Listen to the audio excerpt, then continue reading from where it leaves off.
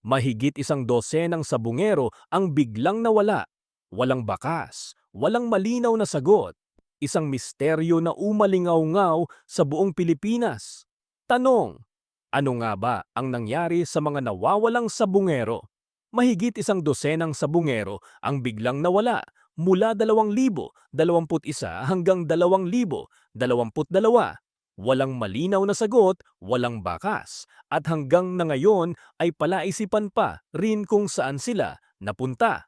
Sa video na ito, aalamin natin paano nagsimula ang serye ng pagkawala ng sabungeros, iba't ibang teorya sa likod ng kaso.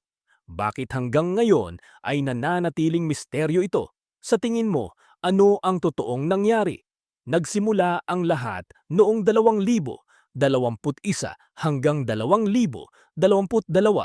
Sunod-sunod na iniulat ang pagkawala ng mga sabungero mula sa iba't ibang lugar sa bansa, karamihan mula sa Metro Manila at mga karatig probinsya.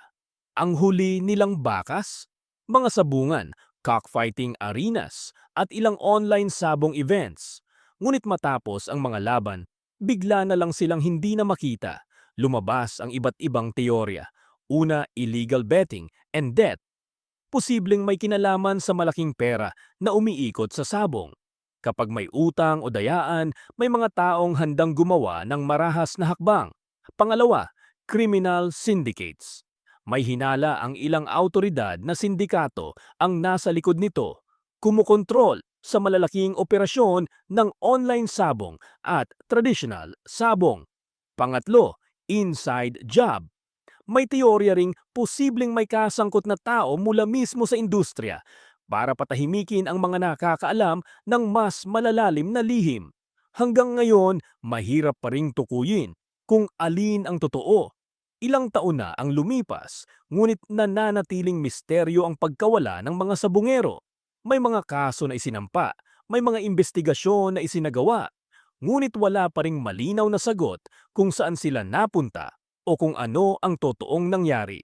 At sa bawat araw na lumilipas, mas lalong nagiging palaisipan ang kasong ito.